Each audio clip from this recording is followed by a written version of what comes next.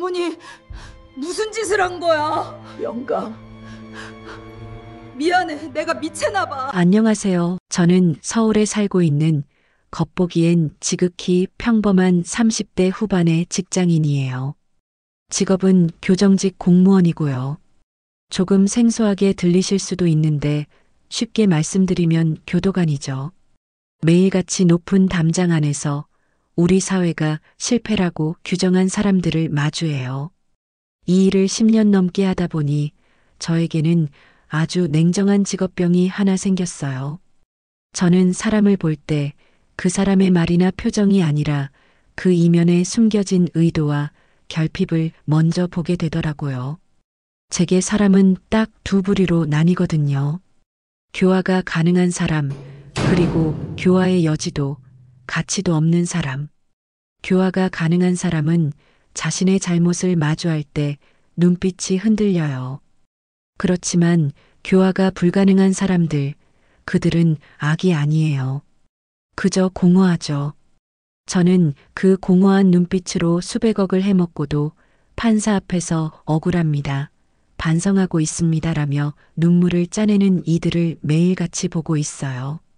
그들은 죄책감을 파고들고 동정심을 이용하며 가족의 약점을 물고 늘어지는데 도 같은 인간들이죠.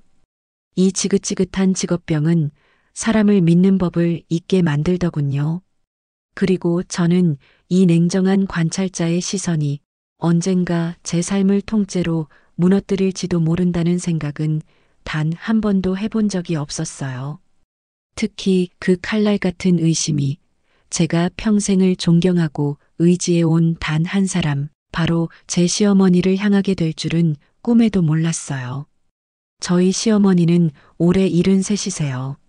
남편이 고작 7살 때 시아버님이 돌아가시고 그야말로 억척같이 시장통 좌판에서 생선이며 채소며 안 해본 장사가 없으셨어요.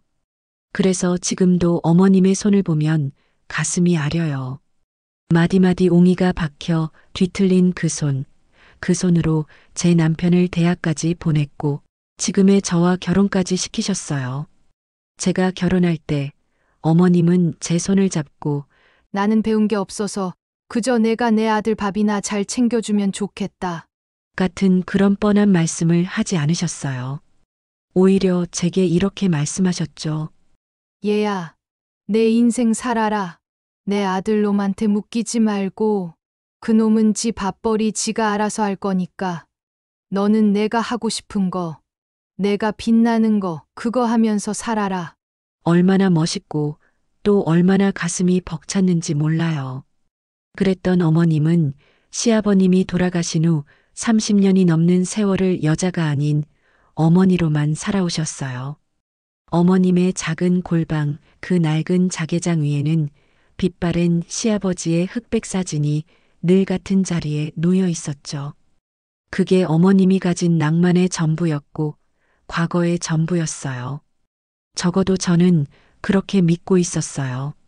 그 경고했던 어머님께 뭔가 이상하게 보이기 시작한 건 한 달 전쯤이었어요. 그날은 어머님이 노인 복지관에 다녀오신 날이었는데 현관에 못 보던 쇼핑백이 하나 놓여 있었어요. 어머님, 이거 뭐예요? 하고 무심코 물었는데 어머님이 질겁을 하시며 그걸 등 뒤로 감추셨어요. 아, 아니다. 이거 그냥 잘못 산 거야. 잘못 샀다는 그것을 그날 밤 저는 어머님 방 이불을 개어드리고 정리하다가 이불장 깊숙한 틈에서 그 잘못 샀다던 쇼핑백을 발견하고야 말았어요. 70평생 하신 적 없는 아주 화사한 라벤더색 꽃무늬 스카프였어요. 심장이 이상하게 쿵 하고 내려앉았죠. 억척같이 살아오신 어머님이 단돈 1,000원도 허투루 쓰지 않으시던 어머님이 물건을 잘못 샀을 리가 없었고 만약 잘못 사신 거라면 환불을 하실 것이지 이불장 구석에 놔두실 리가 없었어요. 그건 시작에 불과했어요. 그토록 10년을 쓰시던 낡은 폴더폰이 어느 날 최신 스마트폰으로 바뀌어 있었어요. 어머님, 휴대폰 바꾸셨네요. 아, 이거 복지관에서 뭐 단체로 맞춘 거야? 단체로 맞췄다고요? 근데 어머님, 단체로 맞춘 그 휴대폰을 왜 통화는 늘 방에 들어가서 문을 닫고 그렇게 낮은 목소리로 속삭이듯 하시는 거예요? 귓가에 맴도는 그 낮은 웃음소리. 그리고 결정적으로 식탁에서 다 같이 밥을 먹다가도 카톡하는 메신저 알림 소리만 울리면 어머님은 밥을 드시다가 살에 들린 것처럼 컥하고 놀라시며 번개 같은 속도로 휴대폰을 낚아채 화면을 뒤집어 버리셨죠. 제가 아는 저런 반응은 들켜서는 안 될 것이 있는 사람의 명백한 불안과 공포였어요. 그리고 그날이 오고야 말았어요. 그날은 금요일 밤이었고 밖에는 추적추적 비까지 내리고 있었어요.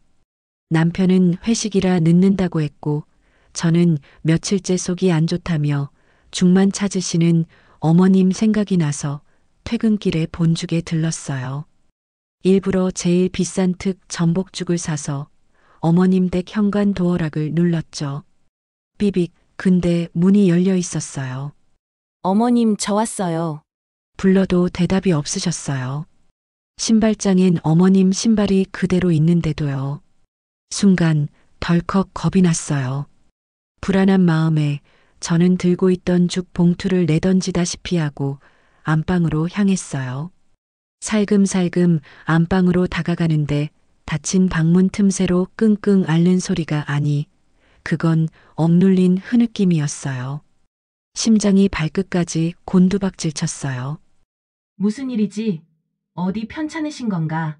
생각하며 문을 확 열려다 멈추게 되었어요. 영감, 70대 노인의 목소리라고는 믿기지 않는 가늘고 겁에 질린 목소리.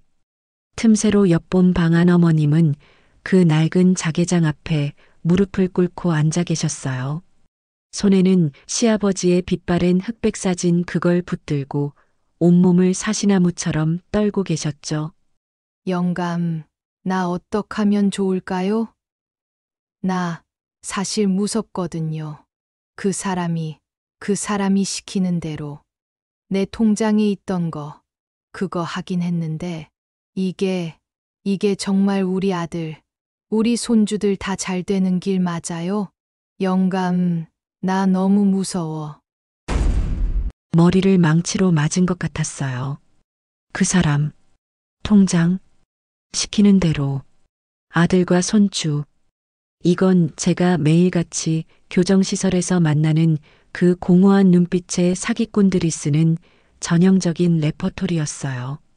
자식이나 손주가 위험하다고 협박하며 이 통장으로 돈을 보내면 해결된다고 노인들의 공포심을 자극해서 평생 모은 재산을 뜯어내는 가장 악질적인 수법. 손에 들고 있던 특 전복죽이 차갑게 식어가는 것도 몰랐어요. 아니, 오히려 제 손이 그 죽보다 더 차갑게 식어가고 있었죠. 어머님은 평생을 억척같이 살아온 그분은 여자로서의 설렘이 아니라 어미로서의 약점을 잡혀 속수무책으로 당하고 계셨던 거예요. 그리고 교도관인 저는 그 순간 결심했어요. 이건 가족으로서 감싸줄 문제가 아니라 범죄 피해자로서 증거를 확보해야 하는 사건이라는 것을요. 그 공포에 질린 목소리, 그 처절한 흐느낌을 듣고도 저는 방문을 열고 뛰어들어가지 못했어요. 어머님 괜찮으세요? 라고 그 마른 어깨를 당장이라도 붙들고 흔들어야 하는데 제 발이 그 자리에 얼어붙어 버렸어요. 교정직 공무원. 이 망할 직업병이 제 감정을 이성으로 짓눌러 버린 거죠. 지금 들어가면 피해자는 범인을 감쌀 거고 어머님은 무조건 입을 닫을 게 뻔해. 저는 심호흡을 한 번 했어요. 그리고 제가 낼 수 있는 가장 아무것도 모르는 가장 명랑한 목소리로 일부러 현관 쪽에서 다시 외쳤어요. 어머님, 저 왔어요, 어머님. 몇 초간의 정적이 흐르고 안방 문이 끼익 하고 열렸어요. 어머님이 아무 일도 없었다는 듯 태연한 얼굴로 저를 맞이하셨죠. 왔니? 네. 어머님 속 안 좋으시다고 해서 제가 본죽에서 특 전복죽 사왔어요. 제일 비싼 걸로요. 얼른 데워서. 말을 잇지 못했어요. 어머님의 눈시울이 시뻘겋게 부어올라 있었거든요. 애써 감추려 하지만 누가 봐도 방금까지 격하게 울다 나온 얼굴이었어요. 아이고, 뭘 이런 걸 다. 나 입맛 없는데. 어머님 무슨 일 있으셨어요? 어디 안 좋으세요? 얼굴이. 어머님은 제 시선을 피하셨어요. 억지로 웃으시려는데 그 입꼬리가 제 눈에는 처참할 정도로 떨리고 있더라고요. 아니다. 그냥 비가 와서 그런가 뼈마디가 쑤셔서 그랬다. 얼른 돌아가라. 남편 오기 전에 저녁 차려야잖아. 어머님은 제게서 죽그릇을 받아들지도 저를 방 안으로 들이지도 않으시고는 그대로 다시 문을 닫아버리셨어요. 닫힌 문 앞에서 저는 깨달았어요. 이미 늦었을지도 모른다고. 그 사기꾼은 어머님의 돈뿐만 아니라 어머님의 마음까지 완벽하게 고립시키고 있었다는 것을요. 그날 밤 집에 돌아와 남편을 기다리는 시간이 지옥 같았어요. 정말이지 머릿속이 터질 것 같았어요. 그 사람, 통장, 시키는 대로. 그 단어들이 귓가에서 계속 맴돌았죠. 도대체 얼마나 당하신 걸까? 100만 원?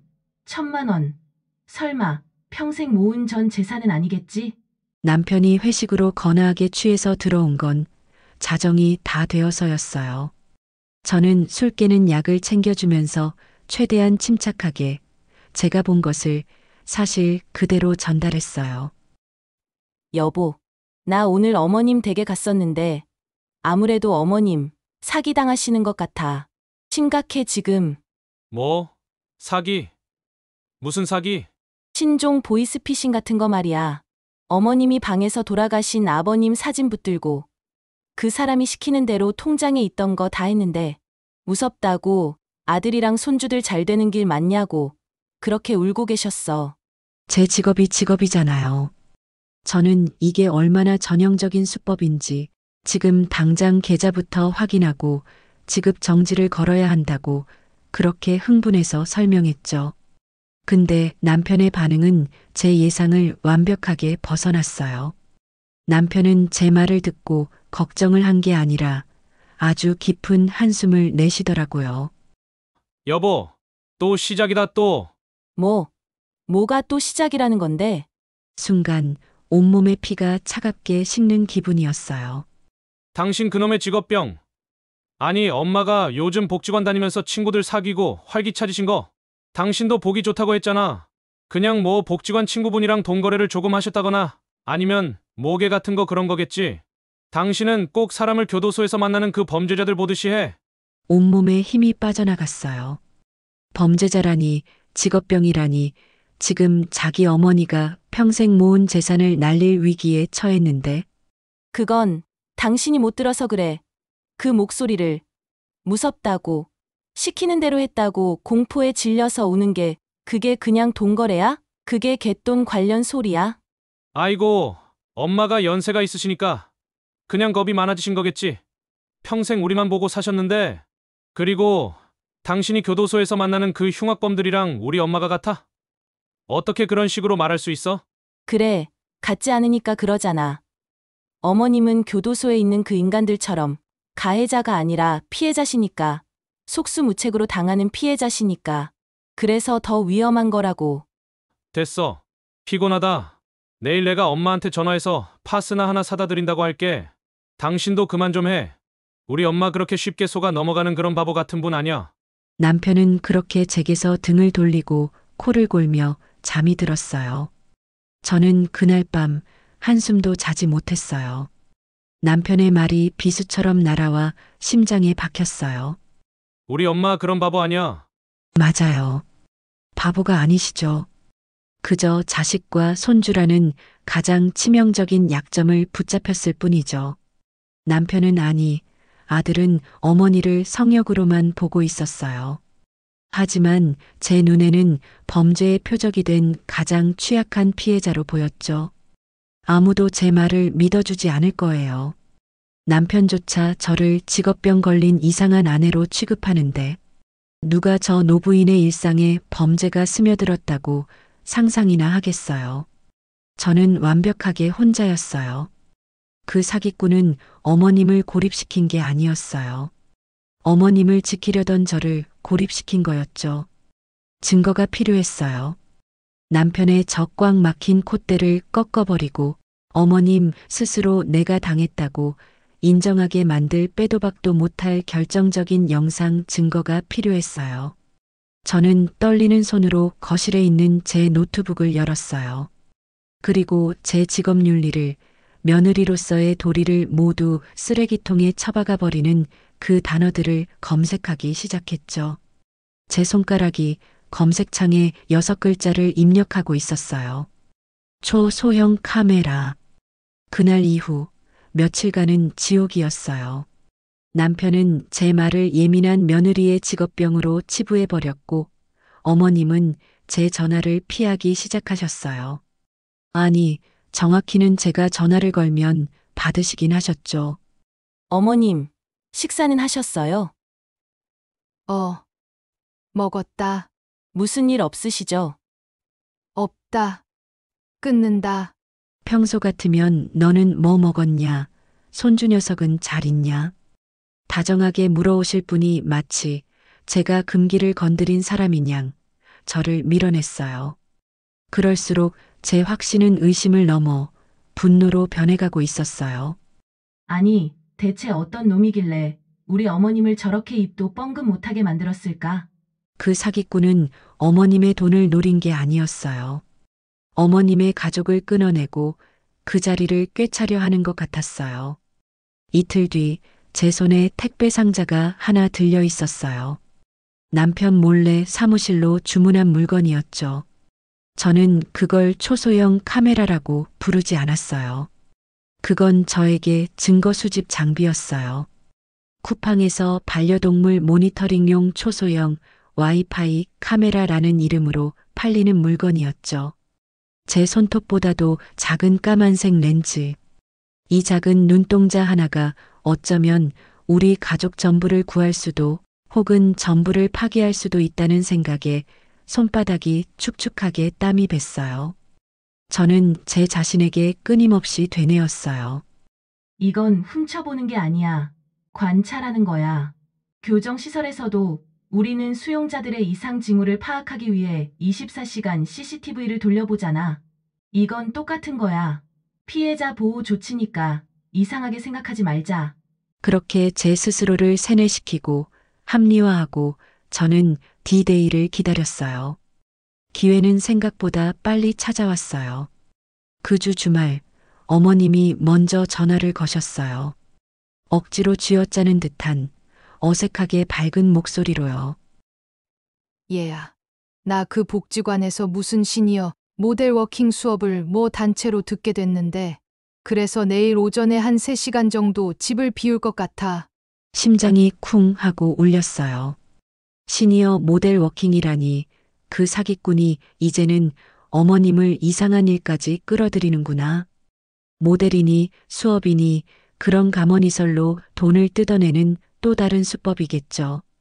저는 애써 침착하게 대답했어요. 어머님, 잘 생각하셨어요. 좋은 거네요.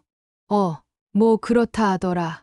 그럼 어머님, 제가 내일 그 시간에 맞춰서 밑반찬 좀 해다 드릴까요? 어차피 저 내일 쉬는 날인데. 아이고, 아니야. 괜찮아. 아니에요. 저도 마침 할 일 없었는데. 어머님 나가신 사이에 제가 냉장고 정리도 좀 싹 해드리고 그러고 있을게요. 부담 갖지 마시고 편하게 다녀오세요. 어머님은 그러냐며 힘없이 전화를 끊으셨어요. 모든 게 계획대로였어요. 어머님은 사기꾼을 만나러 가시고 저는 그 범죄 현장에 증거 장비를 설치하러 가는 거죠. 다음 날 오전 10시 어머님이 현관문을 나서는 모습을 저는 차 안에서 똑똑히 보았어요. 화사하다 못해 어딘가 어색하기까지 한 그 라벤더색 스카프를 두르시고요. 어머님의 모습이 골목을 돌아 완전히 사라지고 나서도 저는 5분을 더 기다렸어요. 그리고 10시 5분. 저는 어머님 댁 현관 도어락을 눌렀어요. 집안은 고요했어요. 그래서 제 귀에는 제 심장 소리가 온 집안을 울리는 것 같았지만 망설임 없이 안방으로 향했어요. 문을 여는 순간 평생 어머님의 채취라고 생각했던 그 은은한 파우더 냄새와 오래된 장롱의 나무 냄새가 훅 끼쳐왔고 순간 토할 것 같은 죄책감이 밀려왔어요. 내가 지금 이 방을. 아니야. 저는 제 뺨을 속으로 후려쳤어요. 정신 차려. 이건 방이 아니야, 현장이지. 제 눈이 방 안을 빠르게 스캔했어요. 설치 장소는 이미 정해져 있었죠. 어머님이 그날 밤 무릎을 꿇고 울고 계시던 그 낡은 자개장. 그리고 그 위에 놓인 빛바랜 시아버지의 흑백 사진. 저는 주머니에서 그 차가운 렌즈를 꺼냈어요. 손이 수전증 환자처럼 미친 듯이 떨려왔어요. 수많은 흉악범들 앞에서도 이렇게까지 떨어본 적이 없었는데 자개장 위에는 어머님이 젊을 적 쓰셨을 법한 낡은 조화가 꽂힌 꽃병이 하나 있었어요. 먼지가 뽀얗게 쌓인 저는 그 조화덤불 가장 깊숙한 곳, 잎사귀 그림자 속에 까만 렌즈를 밀어 넣었어요. 렌즈의 각도는 정확히 시아버지의 사진을 정면으로 마주보고 그 사진 앞에서 벌어질 모든 일을 내려다보는 완벽한 각도였어요. 마치 돌아가신 시아버님의 눈을 제가 대신 박아 넣는 그런 기분이었어요. 어머님, 저도 모르게 신음 같은 목소리가 새어나왔어요. 존경했어요. 그래서 이럴 수밖에 없어요. 바로 그때였어요. 제 주머니에서 제 휴대폰이 진동으로 울렸어요. 엄마나! 깜짝이야! 저는 비명을 지르며 그 자리에 주저앉을 뻔했어요. 심장이 밖으로 튀어나오는 줄 알았어요. 액정에 뜬 이름은 남편.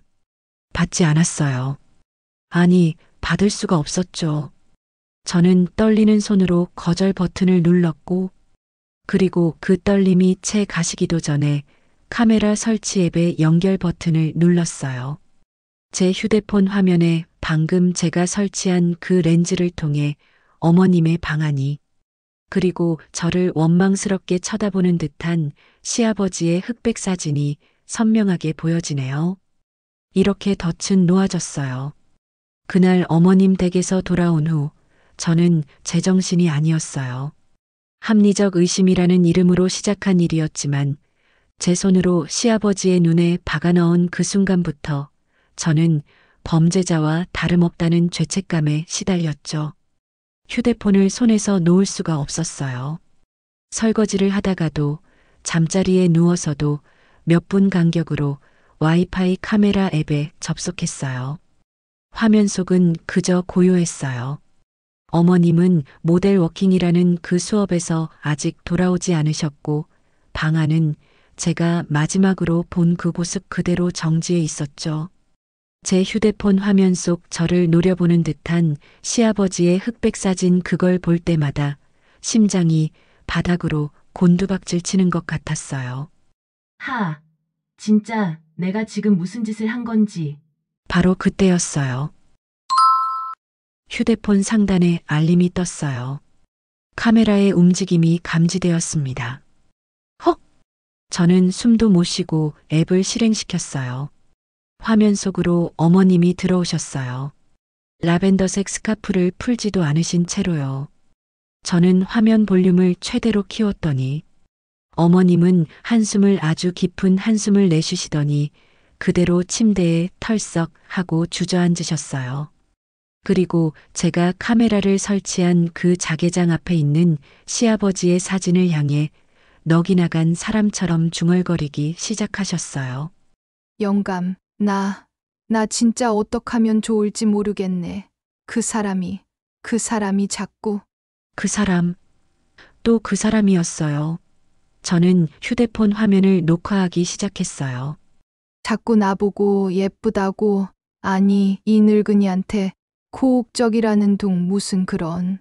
세상에, 예쁘고 고혹적이라고요. 저는 제 귀를 의심했어요. 이 사기꾼 새끼 돈을 뜯어내기 전에 이런 식의 로맨스 스캠을 먼저 거는 거잖아. 이거 아무래도 노인의 환심을 사기 위해 말도 안 되는 칭찬으로 자존감을 높여주는 그런 식의 개수작 같은데. 어머님은 얼굴이 시뻘겋게 달아올라서는 베개에 얼굴을 묻어버리셨어요. 아이고, 이걸 어쩐데. 영감, 나 이 나이에 주책이네. 주책이야. 어머님이 웃고 있었어요. 수줍어서 어쩔 줄 몰라 하는 마치 첫사랑에 빠진 소녀처럼요. 저는 그 화면을 멍하니 바라봤어요. 사기를 당한 피해자의 절망이 아니었어요. 공포에 질린 얼굴도 아니었어요. 그런데 그때 나왔어. 현관에서 남편의 목소리가 들렸어요. 깜짝이야. 놀랬잖아. 저는 소파에서 벌떡 일어났어요. 휴대폰을 뒤집어 화면을 감추고 심장이 미친 듯이 뛰었죠. 아직 확실하지 않아. 저건 분명 사기꾼의 고단수 수법인 게 확실해. 왔어. 웬일로 일찍 왔네? 근처에서 미팅 끝나서 바로 퇴근했지. 근데 당신 안색이 왜 그래? 어디 아파? 남편이 제 이마를 짚으려 다가왔어요. 아니야. 그냥 좀 피곤해서 그래. 피곤? 혹시 아직도 엄마 일 때문에 그래? 남편의 표정이 싸늘하게 굳었어요. 지난번 남편이 저를 직업병이라며 몰아붙이던 그날 밤의 냉기가 다시 우리 사이에 흐르더군요. 여보, 제발 그만 좀 해. 내가 아까 엄마랑 통화했는데 목소리 아무렇지도 않으시더구만. 당신이 자꾸 그러니까 내가 진짜 엄마한테 죄 짓는 기분이야. 죄 짓는 기분? 그 말을 듣는 순간 제 안에 있던 죄책감이 분노로 바뀌었어요. 그래. 넌 모르지. 넌 아무것도 모르니까 이러겠지. 답답하네 진짜. 남편은 한숨을 푹 내쉬더니 주머니에서 뭔가를 꺼냈어요. 약국 봉투였어요. 이거 엄마 무릎 쑤시다고 해서 붙이는 파스 사왔어. 어차피 엄마 저녁 드실 때 됐으니까 당신이 저녁 차리는 동안 내가 엄마 집에 가서 이거 좀 붙여드리고 올게. 뭐? 순간 시간이 멈췄어요. 엄마 집에 간다고? 파스를 붙여준다고? 안 돼! 저도 모르게 비명이 튀어나왔어요. 뭐가 안 돼? 파스 붙여드리는 게? 아니 그게 아니라 어머님 지금 피곤하실 거야. 그 복지관 무슨 모델 워킹인가 그거 다녀오셨거든. 그냥 쉬시게 둬. 제 목소리가 염소처럼 떨리고 있었어요. 그렇지만 남편은 그 눈치 없는 남편은 제 속도 모르고 오히려 더 효자 모드로 들어가더군요. 아니, 워킹하고 오셨으면 더 쑤시겠네. 괜찮아. 아들이 붙여주는 파스가 약효가 직방이거든. 남편은 그 파스 봉투를 들고 어머님 댁으로 향했어요. 잠깐만! 여보! 저는 미친 사람처럼 남편의 뒤를 쫓아갔어요. 어머니, 저녁 드셨어요? 아들 왔어요. 남편이 방문을 활짝 열었는데 제 휴대폰 화면 속 라이브 영상과 제 눈앞의 실제 상황이 동시에 펼쳐졌죠. 어머님은 아직도 침대에 걸터 앉아 시아버지 사진을 보며 묘한 미소를 짓고 계셨어요. 그래. 아들 왔냐? 엄마, 무릎 쑤시다면서요. 내가 파스 사왔지? 남편이 성큼성큼 방 안으로 들어갔어요.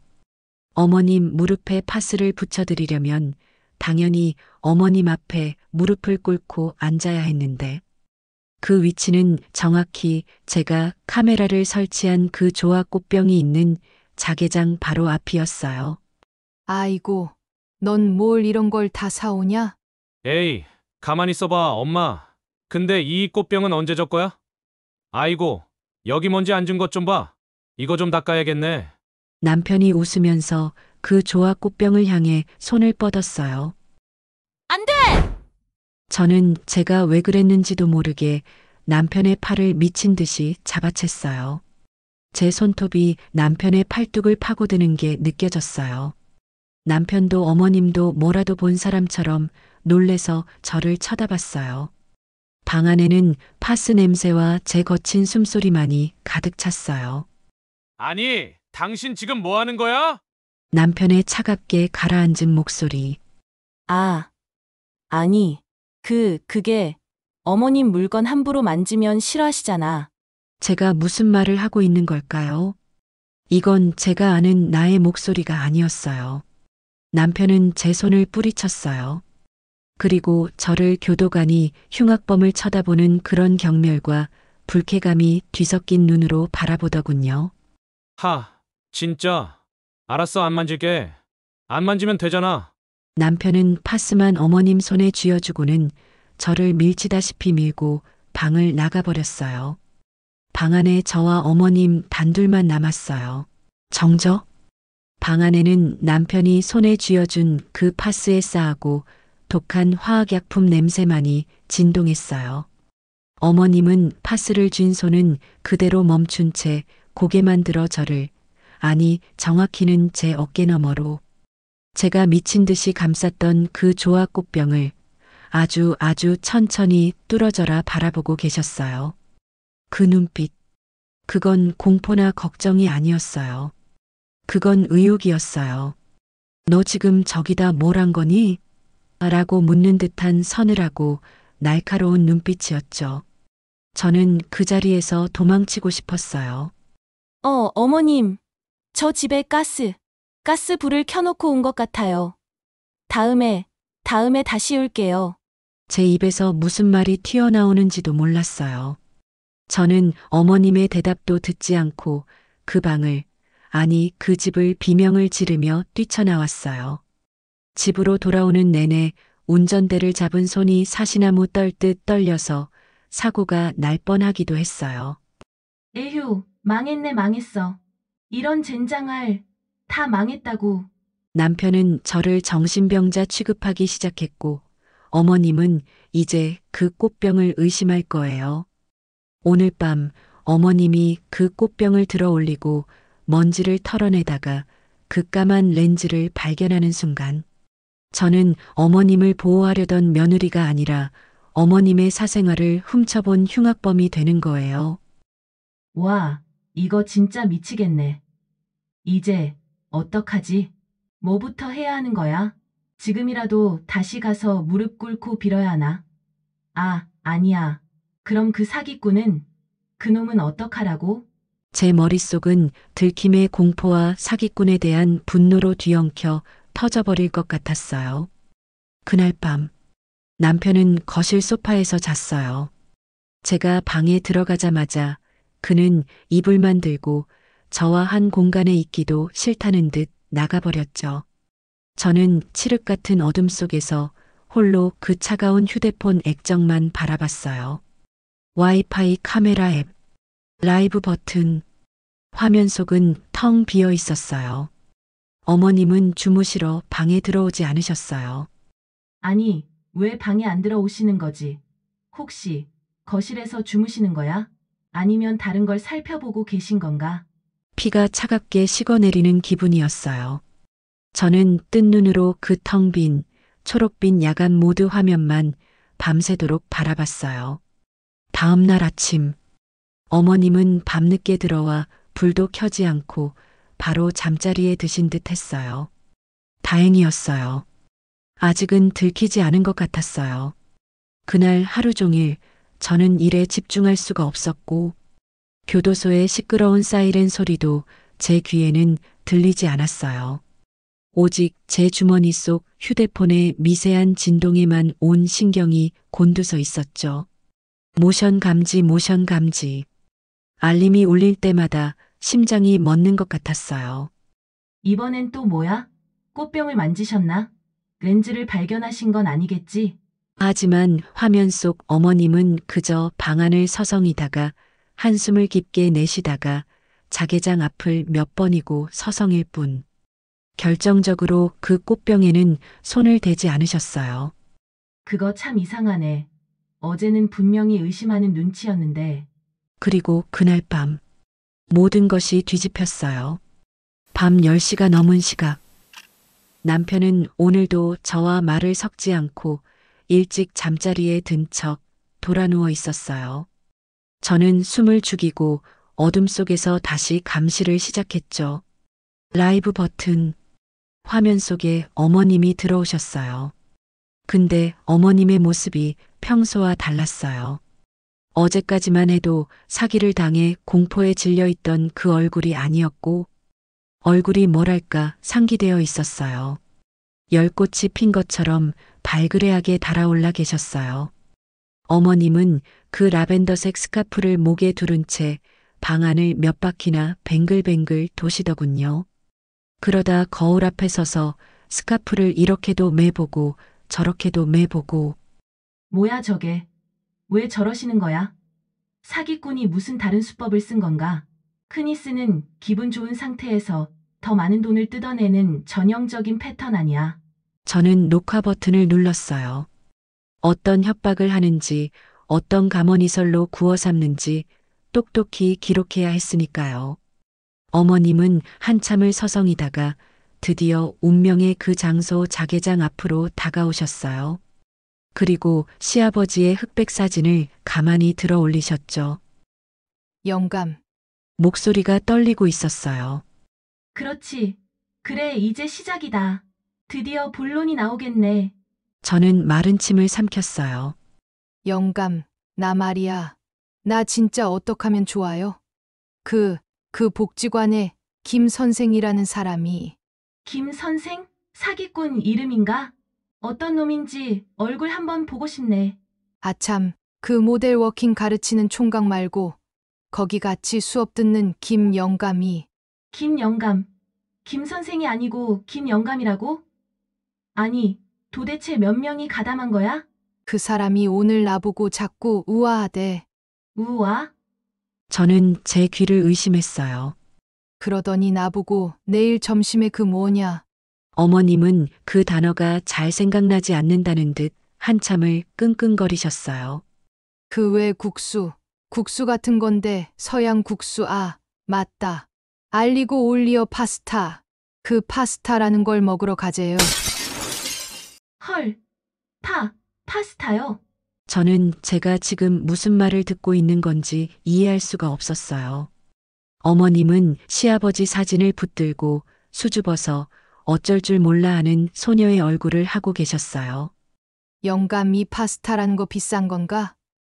이거 젓가락으로 먹으면 안 되겠지? 꼭 그 포크로 먹어야 하나? 그리고 그 김 영감이 자꾸 내 손을 잡으려고 하는데 나 이 나이에 영감 말고 다른 영감 손 잡아도 되는겨? 제 손에서 휴대폰이 바닥으로 떨어졌어요. 사기가 아니었어요. 협박도 아니었고요. 그 사람은 사기꾼이 아니었고 시키는 대로 돈을 입금하라는 게 아니었고 아들과 손주는 협박의 미끼도 아니었어요. 그건 그냥 데이트 신청이었어요. 70평생 억척같이 살아온 저의 시어머니가 여자로서의 삶은 끝났다고 생각했던 저의 어머님이 30년 만에 처음으로 연애라는 걸 시작하려 하고 있었던 거예요. 그리고 저는 그 가장 수줍고 가장 비밀스럽고 가장 아름다워야 할 그 순간을 이 더러운 초소형 카메라로 흉악범을 감시하듯 훔쳐보고 있었던 거예요. 제 손에서 떨어진 휴대폰이 바닥에서 아직도 라이브 중임을 알리고 있었어요. 화면 속 어머님은 여전히 시아버지의 사진을 붙들고 알리고 올리어 파스타하며 수줍음에 어쩔 줄 몰라 하고 계셨죠. 저는 공포 영화에서 귀신이라도 본 사람처럼 더듬더듬 손을 뻗어 휴대폰 전원 버튼을 꺼버렸어요. 아니, 꺼야만 했어요. 더 이상은 단 1초도 볼 수가 없었어요. 파스타, 김영감, 데이트 그 단어들이 제 머릿속을 사정없이 후려쳤어요. 내가 지금 무슨 짓을 한 거야? 저는 사기꾼을 잡는 교도관이 아니었어요. 저는 70대 노인의 30년 만에 찾아온 그 순수한 설렘을 범죄로 몰아가고 증거를 잡겠다며 그 침실을 더러운 렌즈로 훔쳐본 범죄자나 다름없었어요. 어머님이 라벤더색 스카프를 사고 최신 스마트폰으로 바꾸고 모델 워킹을 나간 건 사기꾼에게 조종당한 게 아니었어요. 사랑을 하고 있었던 거예요. 여자가 되고 있었던 거예요. 그런데 저는 제 그 지긋지긋한 직업병으로 그 모든 설렘의 신호들을 범죄의 증거로 난도질해버린 거예요. 그날 밤, 저는 거실 소파에서 웅크리고 잠을 청했어요. 방에 있는 남편에게 미안하다고, 당신 말이 맞았다고 차마 고백할 용기가 나지 않았어요.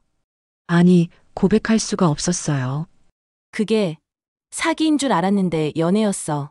라고 말하는 순간 남편은 제게 그래서 뭐가 어떻게 된 건데? 라고 되물을 테니까요. 그게 어쩔 수 없이 어머님 방에 카메라를 설치했어. 저는 이 말을 죽어도 할 수가 없어요. 밤새 끔찍한 악몽에 시달렸어요. 교도소의 높은 담장이 저를 가두는 꿈이었어요. 어머님이 교도관 복장을 하고 저를 그 공허한 눈빛으로 내려다보며 말하는 꿈을 꾸었어요. 너는 교화의 가치도 없는 사람이야! 다음 날, 저는 출근을 했지만 일이 손에 잡히질 않았어요.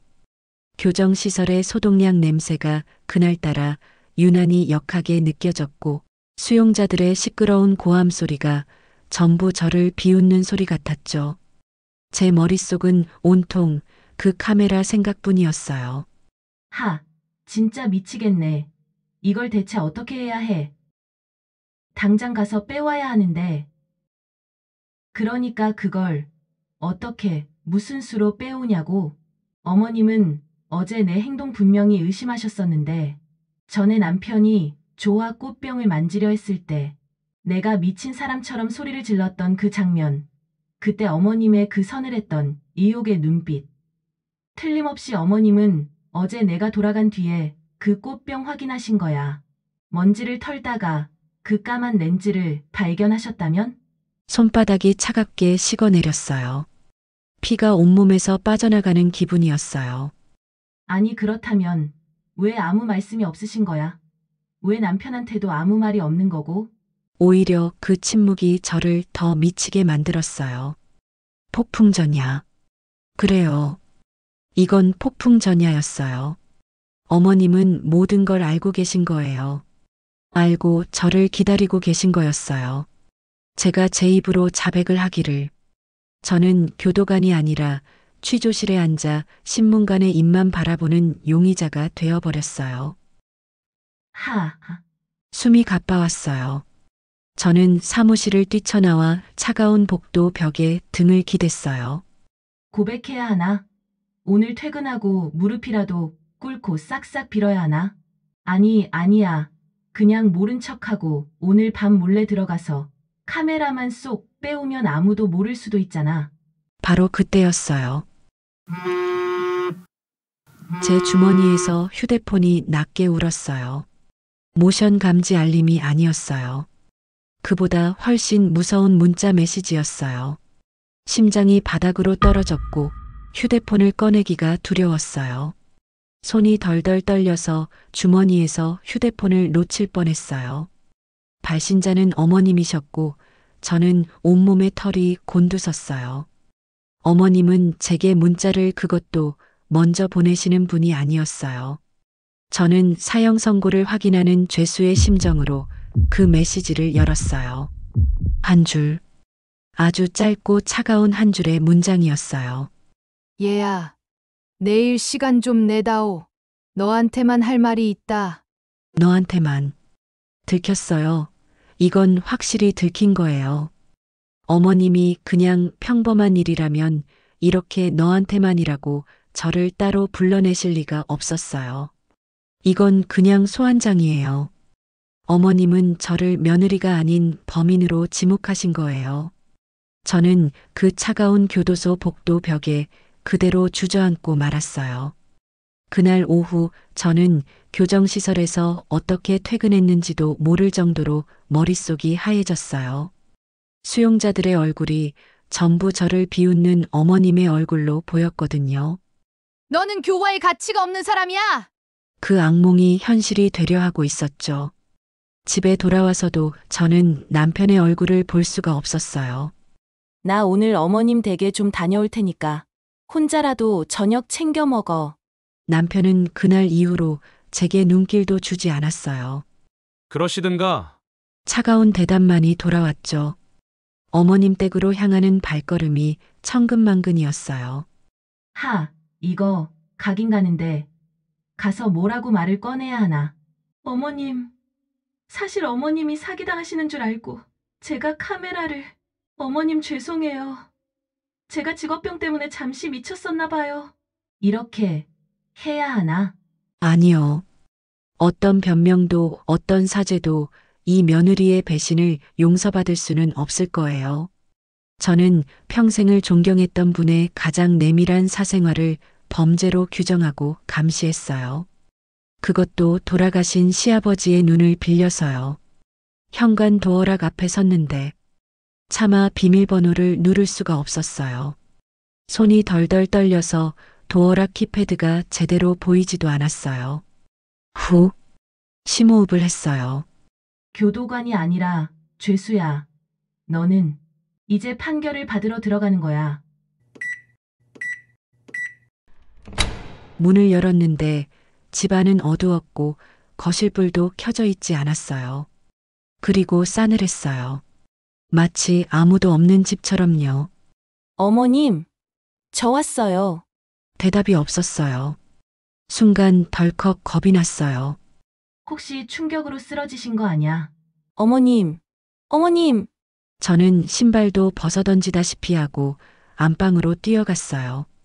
안방 문을 황급히 열었는데 어머님이 그곳에 앉아 계셨어요. 불도 켜지 않은 어두컴컴한 방 안. 그 낡은 자개장 앞에서 마치 제가 빨리 오기만을 바란 듯이 꼿꼿하게 앉아 계셨어요. 어머님의 그림자가 달빛에 길게 늘어져 거대한 심판자처럼 보였어요. 왔냐? 낮고 가라앉은 목소리. 네, 어머님. 제 목소리가 제 것이 아니었어요. 불 켤까요? 됐다. 어머님은 저를 돌아보지 않으셨어요. 그저 어둠 속에서 자개장 위에 놓인 그 조화꽃병을 가만히 응시하고 계셨어요. 그래, 들켰네. 들킨 거였어. 다리에 힘이 풀려서 그대로 무릎을 꿇을 것 같았어요. 앉아라. 거기 그냥 앉아. 저는 차가운 방바닥에 그대로 주저앉았어요. 얼굴을 들 수가 없었어요. 어머님의 얼굴을 도저히 마주할 용기가 나지 않았어요. 정적? 시계 초침 소리만 제 심장 소리처럼 요란하게 울렸어요. 어머님, 제가 먼저 입을 열었어요.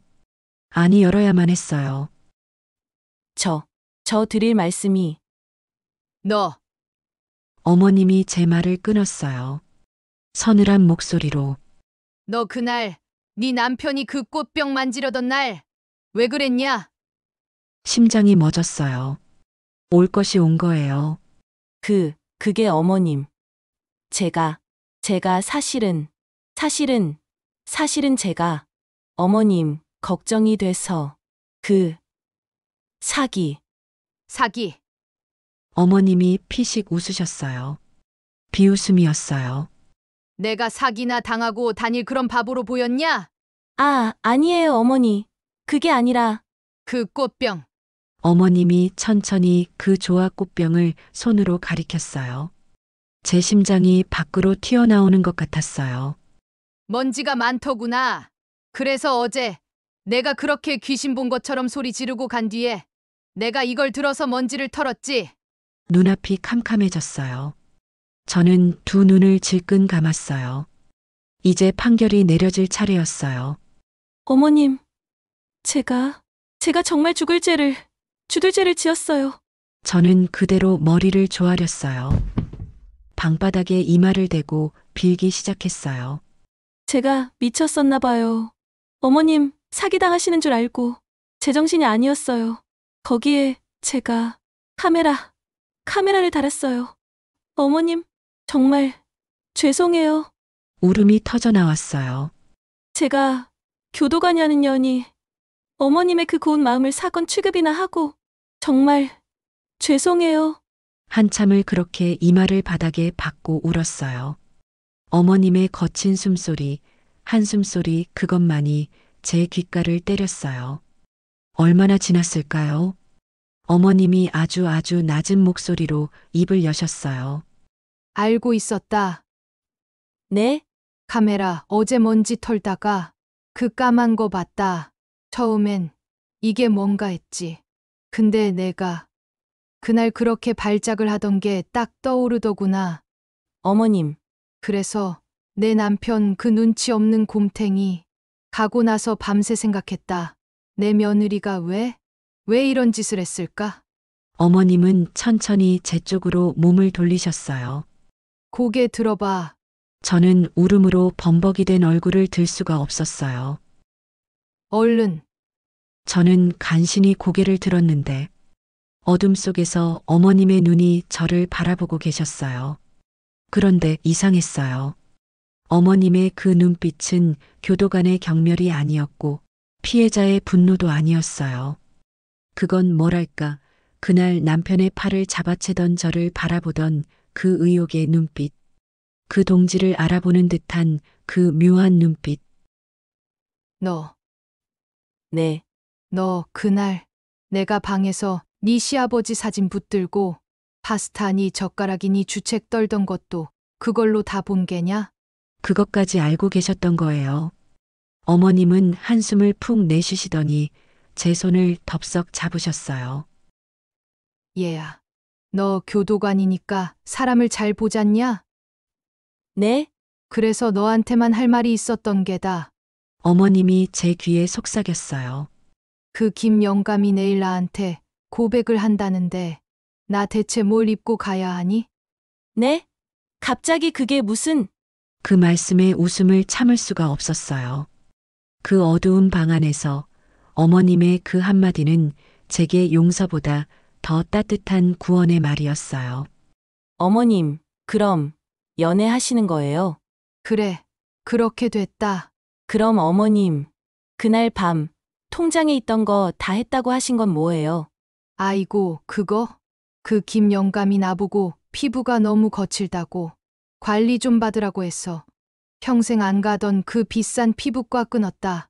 손 떨려서 죽는 줄 알았지 뭐냐. 아, 그게 사기 송금이 아니라 피부과 결제였던 거예요. 그날 저와 어머님은 그 어두운 방 안에서 한참을 그냥 웃었어요. 눈물 콧물 땀으로 범벅이 된 엉망인 얼굴로 서로를 마주보고 카메라 설치에 대해서, 잘못된 의심에 대해서, 그리고 저의 지독한 직업병에 대해서 한참을 웃고 또 웃었죠. 그 순간 저는 교도관도 며느리도 아니었어요. 어머님도 시어머니나 피해자가 아니었고요. 우리는 그냥 여자 대 여자로 공범이 된 거예요. 그런데 말이다. 어머님이 문득 제 손을 꼭 잡으셨어요. 내가 이렇게 연애를 시작한다고 했을 때 내 남편은 뭐라고 할 것 같니? 저는 어머님의 눈치를 살펴보며 조심스럽게 말했어요. 어머님, 사실은요. 그래, 사실이 뭔데? 그날 제가 어머님이 사기당하신다고 하니까 남편이 어머님이 갑자기 치매 증세가 있는 거 아니냐고. 뭐, 치매라고? 네.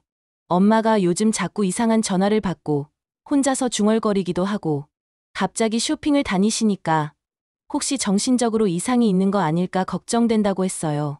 어제는 병원 신경과 예약해야 하는 거 아니냐고 했고요. 어머님의 눈이 동그래졌어요. 이런, 이 미련한 곰탱이! 저도 모르게 웃음이 터져 나왔어요. 어머님, 저희 남편은요. 사기꾼은 생각도 못 해보고 어머님이 병이라는 쪽으로 생각을 하더라고요. 아이고, 우리 아들도 참. 내가 그렇게 키우지 않았는데 왜 그 모양인지 그냥 내일 고백받고 오면 알아서 깨닫게 해라. 알겠어요, 어머님. 그런데 진짜로 제가 어머님의 손을 꼭 잡았어요. 어머니의 설렘을 제가 범죄로 오해한 것만큼 남편은 어머니의 설렘을 병으로 오해하고 있는데 우리 가족 다 이상한가 봐요. 어머님은 제 말에 한참을 생각하시더니 갑자기 터져나오는 웃음을 참지 못하셨어요. 아이고, 진짜 우리 집은 왜 이런다니. 며느리는 시어머니를 사기나 당하는 바보로, 아들은 어머니를 환자로 만들고. 그날 밤 어머님 방에 그 조화 꽃병 속에 숨겨져 있던 저의 범죄 증거물은 조용히 제 손으로 철거되었어요. 어머님이 그거 성능 좋더냐? 앞으로 내 데이트 현장도 몰래 촬영할 건 아니지? 하고 짓궂게 웃으시더라고요. 다음 날 저는 휴가를 냈어요. 연차 사유는 시어머님 데이트 코칭이고요. 저와 어머님의 비밀스러운 작전이 시작된 거죠. 저는 어머님을 모시고 평생 시장과 집, 병원 말고는 가보신 적 없던 백화점으로 향했어요. 어머님, 내일 고백 받으시는 날이시죠? 그 라벤더색 스카프는 이제 안 돼요. 아니 왜? 이거 예쁘다고 그 김 영감이. 아이고, 어머님. 그건 작업 멘트고요. 오늘은 그냥 여자가 되시는 거예요. 저는 어머님을 이끌고 70대 노인 코너가 아닌 50대 마담 코너로 갔어요. 하늘하늘한 짙은 네이비색의 실크 블라우스와 발목이 살짝 보이는 베이지색 통바지, 그리고 제가 너무 아까워서 평소에는 잘 쓰지도 못하는 은은한 작약향이 나는 비싼 향수를 어머님의 손목에 살짝 뿌려드렸어요. 어머님은 거울 앞에 서 있는 자신의 모습을 믿기지 않는다는 표정으로 바라보시더군요. 수줍어 하시면서도 입꼬리가 내려올 줄을 모르셨어요. 그날 저녁, 저희는 집에서 알리오 올리오 파스타 먹는 예행 연습까지 했어요. 어머님, 젓가락이 아니고 포크로 이렇게 돌돌 마는 거예요. 그리고 소리 내시면 안 되고요. 아이고, 이런 걸 밥이라고 먹는다니? 밥 아니에요, 어머니. 파스타는 무드예요, 무드. 저희는 뭐가 그렇게 재밌는지 둘이서 스파클링 와인까지 한 잔 따라 놓고 한참을 작전을 짰어요. 그리고 대망의 디데이. 어머님은 제가 골라드린 그 네이비색 블라우스를 곱게 차려입으셨어요. 제가 제 파우치에서 꺼낸 코랄색 립스틱까지 살짝 바르시고요. 현관에서 저는 어머님의 옷깃을 마지막으로 매만져 드렸어요. 어머님, 왜? 김영감님. 아주 코피 터지시겠는데요? 얘는 무슨 못하는 말이 없어. 어머님은 제 등짝을 찰싹 때리셨지만 그 얼굴은 제 기억 속 그 어느 때보다 환하게 여자로서 빛나고 계셨어요. 그날 저녁, 집안 분위기는 살얼음판 그 자체였죠. 남편은 제가 이틀 연속으로 이유 없이 어머님과 붙어 다니고 심지어 어머님이 늦은 시간까지 외출하신 이 상황을 도무지 이해하지 못하고 있었거든요. 남편은 그날 이후 처음으로 제게 먼저 말을 걸었어요. 아주 심각한 표정으로요. 당신 대체 엄마한테 무슨 짓을 하고 있는 거야? 뭐가? 아니, 당신이 그날 사기 운운한 그날부터 엄마가 아니 당신까지 두 사람 다 이상해. 엄마가 요즘 자꾸 이상한 얘기도 하시고 갑자기 화장도 하시고 혹시 엄마가 뭔가 심각한 병이라도 있는 거 아냐? 그래서 둘이서 숨기고 있는 거 아니냐고? 저는 무슨 말을 해야 할지 몰랐어요. 사기가 연애가 된 이 기적 같은 상황을 어떻게 설명할 수 있었을까요? 저희는 그렇게 어머님 댁 거실에서 초조하게 어머님을 기다렸어요. 어머니의 연애를 치매 증세로 오해하는 남편의 순수한 걱정에 오히려 목이 메었어요. 아, 그게. 바로 그때 띠리릭하고 현관문이 열렸어요. 어머님이 그 데이트를 마치고 돌아오신 거예요. 얼굴이 그냥 활활 타오르고 계셨어요. 엄마, 남편이 현관으로 달려나갔어요. 아직도 치매 걱정이 남아있던 표정으로요. 엄마. 어디 갔다 오는 길이야? 괜찮은 거지? 갑자기 어디 아픈 거 아니지? 남편의 머릿속은 아직도 새로운 변화와 심각한 질병이라는 그날의 공포에 머물러 있었던 거예요. 저와 어머님은 서로의 얼굴을 쳐다보며 피식 웃고 말았고 어머님이 한숨을 푹 내쉬더니 그 곰탱이 아들의 어깨를 툭 치시며 말했어요. 아니다. 이 곰탱아. 엄마 병난 거 아니라 신랑감 생긴 거다. 왜? 신랑감? 남편의 눈이 2배로 커졌어요. 그는 저와 얼굴이 시뻘개진 어머님을 번갈아 쳐다보더니 그대로 바닥에 주저앉아 머리를 쥐어뜯더군요.